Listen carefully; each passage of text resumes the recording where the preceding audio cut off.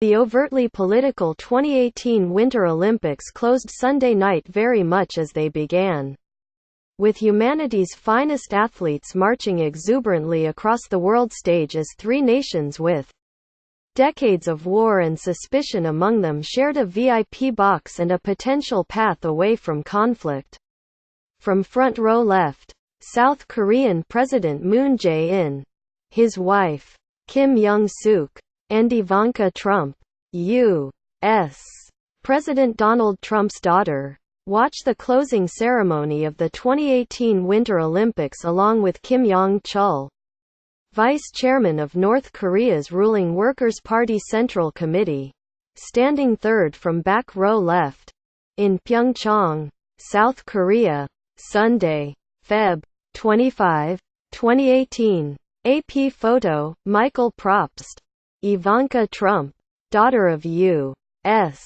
President Donald Trump, watches the closing ceremony of the 2018 Winter Olympics in Pyeongchang, South Korea, Sunday, Feb. 25, 2018. AP photo, Patrick Szymanski.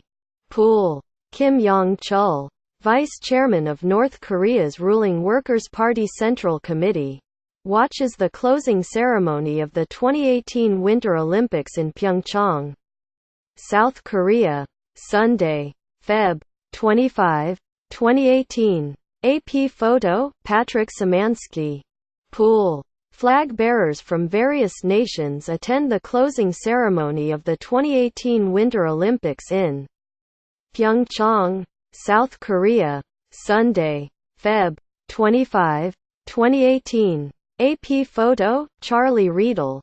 The Olympic Stadium is illuminated prior to the closing ceremony of the 2018 Winter Olympics in Pyeongchang, South Korea, Sunday, Feb. 25, 2018. AP photo, Felipe Dana. Pyeongchang, South Korea. The overtly political 2018 Winter Olympics closed Sunday night very much as they began, with humanity's finest athletes marching exuberantly across the world stage as three nations with decades of war and suspicion among them shared a VIP box and a potential path away from conflict. Senior North Korean official Kim Yong-chul, South Korean President Moon Jae-in and U.S. presidential advisor and first daughter Ivanka Trump sat in two rows of seats behind the Olympic rings, meant to represent a competition of peace and international unity. In close proximity though with no apparent communication between Trump and Kim, they watched a spirited, elaborate show that concluded the Pyeongchang Games, even as dancers performed cultural stories to music before a huge crowd. South Korea's presidential office released a brief statement saying that Pyongyang had expressed willingness to hold talks with Washington. The North has ample intentions of holding talks with the United States. According to the office, the North's delegation also agreed that South-North relations and U.S. North Korean relations should be improved together. Moon's office, known as the Blue House, said.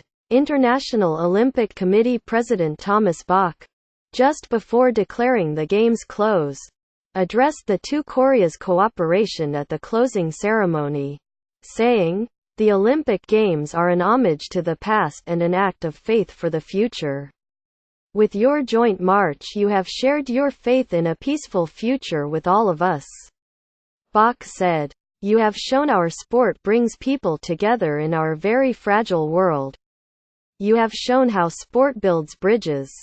It was all an extraordinary bookend to an extraordinary Olympics that featured athletic excellence, surprises and unexpected lurches forward toward a new détente on the Korean peninsula.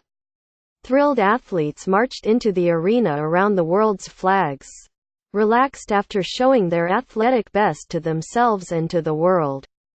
We have been through a lot so that we could blaze a trail," said Kim Eun-young, skip of the South Korean women's curling team.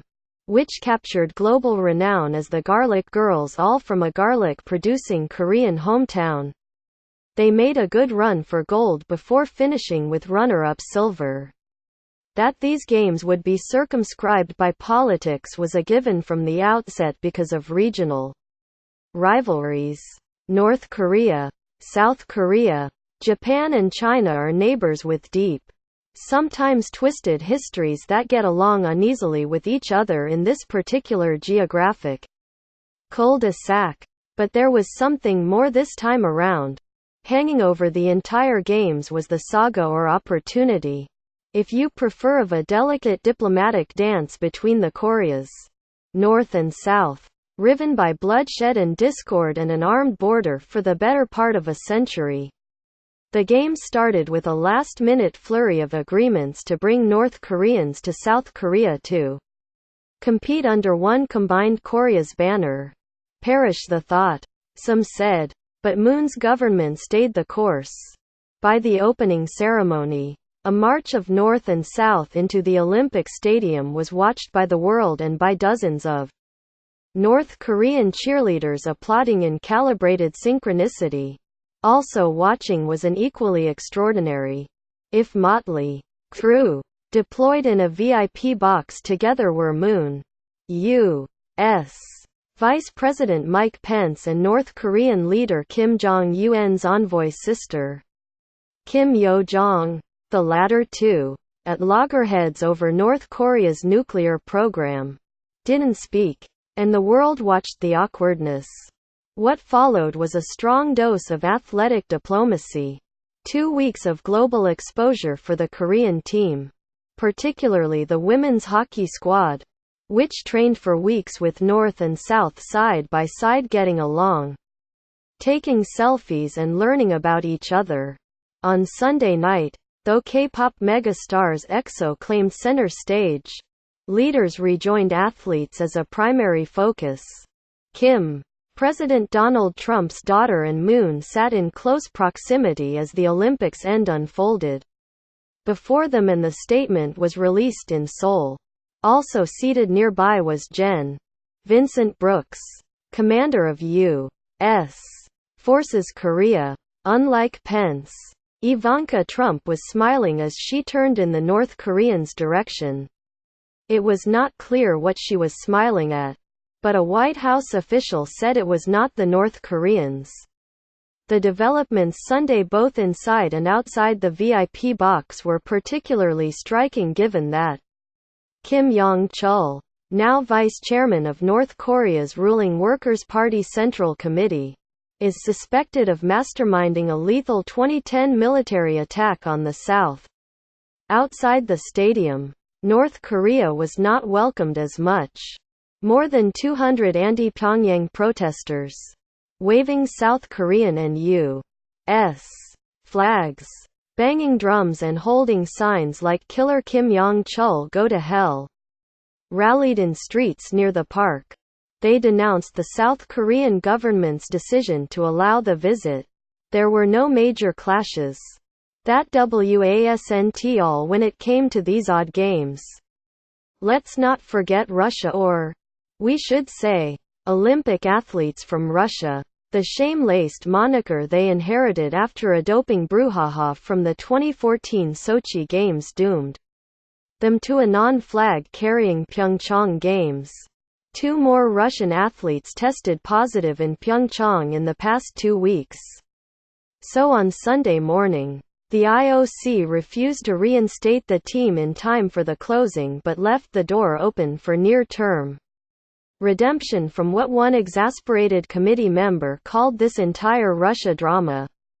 Away from the politics, humanity's most extraordinary feats of winter athletic prowess unfolded, revealing the expected triumphs but also stars most unlikely, from favorites like Michaela Schifrin, Shaun White and Lindsey Vonn to sudden surprise legends like Czech skier snowboarder Esther Ledecka and the medal-grabbing Garlic Girls, South Korea's hometown curling favorites. Other Olympic trailblazers: Chloe Kim, American snowboarder extraordinaire, the U.S. women's hockey team and men's curlers, both of which claimed gold, and the Russian hockey team, with its nail-biting overtime victory against Germany. What's next for the Games? Tokyo in summer 2020. Then Beijing summer host in 2008 staging an encore, this time for a Winter Games. With the completion of the 2018 Pyeongchang Games, that Olympic trinity marks one-third of a noteworthy Olympic run by Asia. For those keeping score at home, that means 4 of 8 Olympic Games between 2008 and 2022 will have taken place on the Asian continent. Not bad for a region that hosted only 4 games in the 112 years of modern Olympic history before that: Tokyo in 1964, Sapporo in 1972, Seoul in 1988 and Nagano in 1998. Japan and China will, it's likely, be highly motivated to outdo South Korea and each other. Meantime, the Olympians departing Monday leave behind a Korean peninsula full of possibility for peace, or at least less hostility. The steps taken by North and South toward each other this month are formidable but fluid. People are cautiously optimistic. The governor of Gangwon, the border province where Pyeongchang is located, suggested Sunday that the 2021 Asian Games could be co-hosted by both Koreas. It might not happen, but it could. That could be said about pretty much anything at an Olympic Games. Inside the rings and out, corporate and political and regimented though it may be, that's what makes it still the best game in town for an athletic thrill every other year, and yes, sometimes a political one, too.